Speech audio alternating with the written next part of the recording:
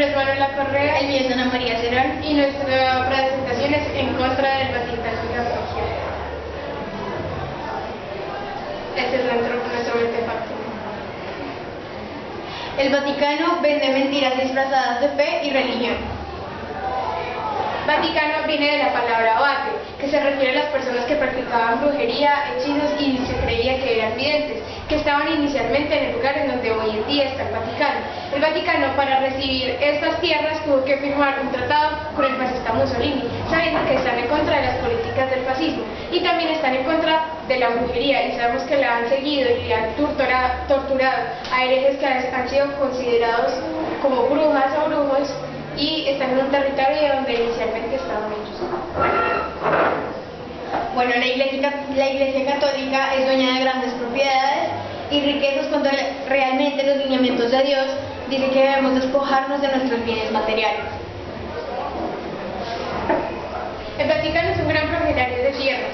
En el Estado alemán, que pues es en Land, tiene un terreno tan grande que corresponde al tamaño de Bremen, Hamburgo, Berlín y Múnich juntos, que es más o menos la mitad de Alemania. Y esto comprende unas tierras que son muy ricas para el cultivo y algunas que poseen minerales. Las reservas financieras exteriores del Vaticano se encuentran principalmente en Wall Street. En total, el patrimonio de la Central Iglesia en acciones y otras participaciones en el año 1958 deberían haber alcanzado unos 50.000 millones de marcos alemanes. Hay que tener en cuenta que Wall Street es uno de los lugares que posee la mayor cantidad de acciones y empresas de corredoras de bolsas, que son las más famosas del mundo y las que más poseen dinero, como la Torre Nasdaq, que nos encuentran muchas de las acciones del Vaticano. Si esta cantidad de dinero que tienen ahí es tan alta y solo está en Wall Street, no estamos contando en ningún otro lugar del mundo, ni el dinero que está dentro del Vaticano. Con 10.000 toneladas de oro, el Vaticano hoy en día posee su tesoro en esta cantidad. De acuerdo con la cotización de oro, son 410.000 millones de euros, que es una contraposición a Jesús de Nazaret cuando dice que no debemos poseer bienes materiales en la tierra. El Vaticano ha apoyado hechos criminales, inhumanos y violentos en la historia. La Iglesia apoyó desde un principio la esclavitud y la agudizó en muchos aspectos.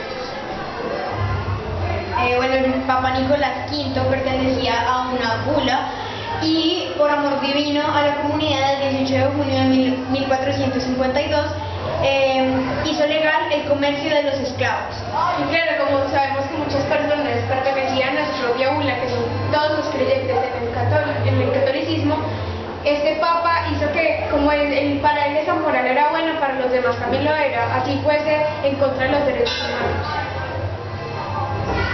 Bueno, un esclavo era considerado como ganado y la iglesia trataba a los esclavos como un bien de la iglesia.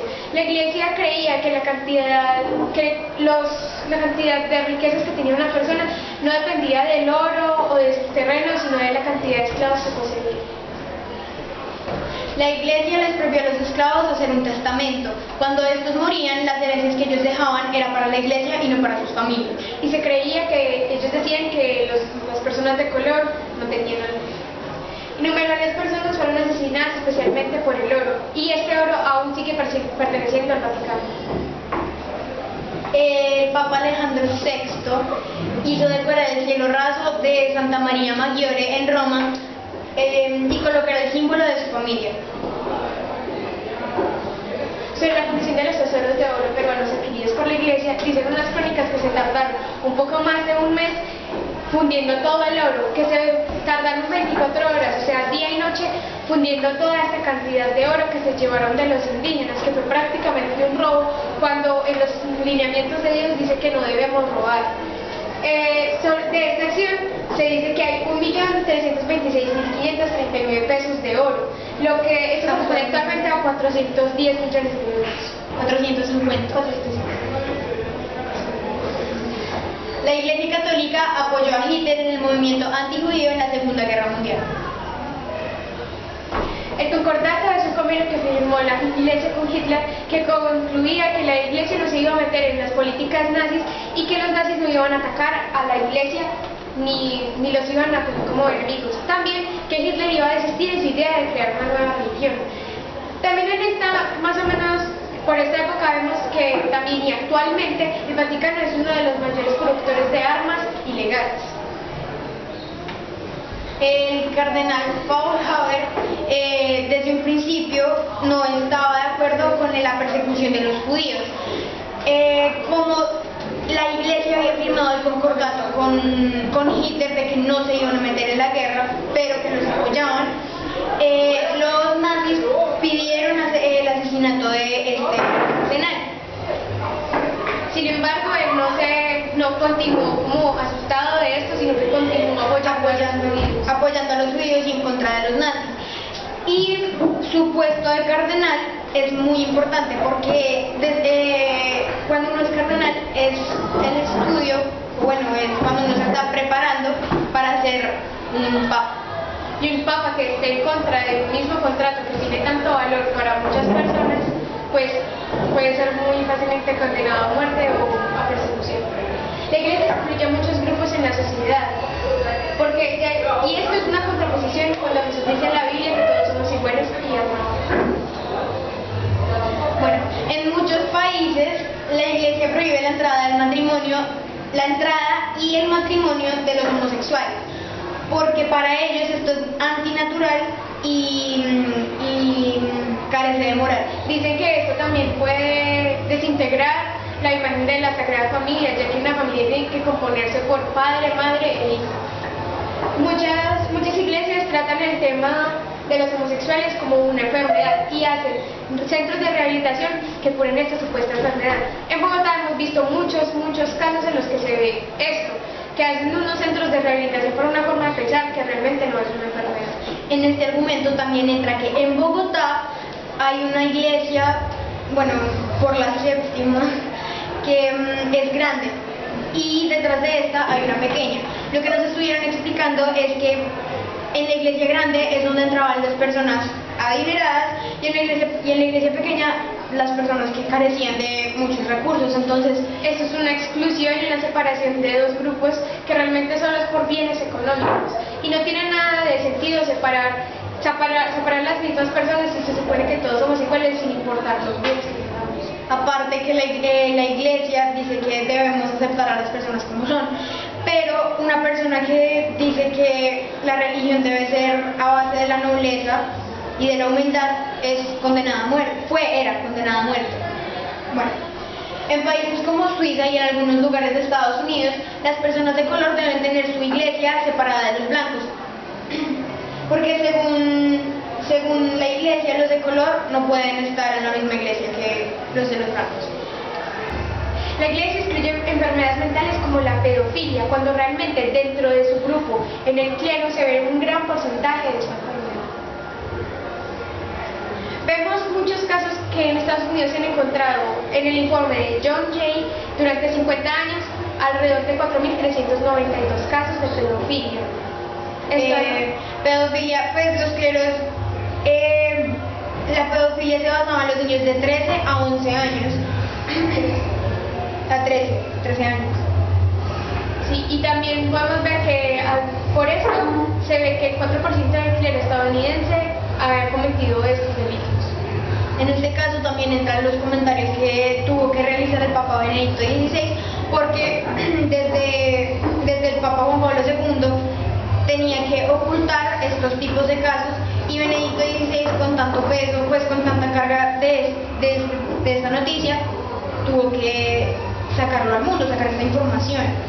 La forma de prevenir que los padres no estuvieran condenados por esto era que los trasladaban de iglesia, antes del juicio, y esto hacía que automáticamente se eliminara el supuesto juicio, porque decían, en esta época el padre no estaba en esa iglesia, lo que hace que se vuelva como una especie de falacia. Si nuestra tesis es cierta, el Vaticano vende mentiras disfrazadas de fe y realidad y religión, entonces La Iglesia debería ser coherente en su discurso y en su obrar, ya que la Iglesia dice muchas cosas, la Biblia dice muchas cosas y se contradicen sus actos. Incluso dentro de la Biblia vemos actos que se contradicen, como la historia de Moisés, que él nació siendo un judío y fue criado como príncipe, aprendió a leer y hizo un trato con Dios de llevar a personas judías al desierto en busca de la tierra prometida. Como cometieron tantos pecados, la tierra prometida se les iba a ser entregada a sus hijos 40 años después, y duraron 40 años caminando por todo el desierto. Dios le entregó los mandamientos que decían: no debéis matar, no debéis robar y no debéis desear a la mujer, entre otros muchos mandamientos, pero estos son los principales. Cuando les entregaron la tierra prometida a sus hijos, se dieron cuenta que la tierra prometida tenía dueño, y Dios les dijo que tenían que luchar por ello. Por ende, ellos entraron, mataron personas, se robaron la tierra prometida y violaron muchas mujeres. Lo que no vemos es una completa contraposición a las supuestas leyes que hacen de nosotros unas mejores personas. Entonces, si estamos viendo que esto pasa hasta en la misma palabra de Dios, estamos creyendo en una persona que nos dice que hagamos cosas, pero nos demuestra con actos que hagamos otras. La Iglesia no debería vender la palabra de Dios porque no tiene precio. La palabra de Dios es basada en una fe, la fe que tiene cada persona. Si las personas creen en Dios, está bien, porque creen en un ser superior que explica cosas que para ellos son muy importantes, a quienes les piden cosas que son muy importantes para las personas. Pero está en clave no creer en una persona que dice ser santa cuando sabemos que ninguno de nosotros estamos libres de pecado. Entonces, nuestra solución a esto es que en lugar de pedir limosna, la Iglesia debería ayudar a sus fieles, debería ayudar a aquellos que son fieles a la religión y que son engañados por todas sus mentiras, que son ocultadas todas las cosas que ellos dicen. Nos tienen detrás de una cortina todo, como todo lo que hemos dicho está detrás de una cortina, y ellos lo único que hacen es pedir más plata. Como lo que vemos es que, por ejemplo, vemos niños muriéndose de hambre, que en África hay millones de niños muriéndose de hambre, mientras hay un niño feliz, pues mientras hay un padre prácticamente feliz sentado en un trono de oro. Entonces, ¿qué sentido tiene creer en una persona que dice que seamos generosos, que seamos humildes, cuando no es capaz de entregar un poquito de lo suyo para darle a los demás que sí lo necesitan? Algo que dice, algo pasado de la Iglesia fue que para poder ir al cielo, las personas tenían que pagar por él. Las personas, para poder librarse de pecado, tenían que pagar su plata, y la Iglesia por esto pedía limosna y los engañaba siempre son engaños. Siempre. Entonces, y como la gente siempre cree que Dios bendice supuestamente al Padre, y el Padre está hecho prácticamente por Dios, está formado prácticamente por Dios, la gente cree ciegamente en lo que le dicen estas personas. O sea, una persona te puede pedir a ti mucha plata y tú se la das porque crees que Dios mandó a pedirla, y las cosas no funcionan así. Si realmente una persona quiere expresar lo que dice Dios, no necesita dinero para hacerlo. Muchas gracias.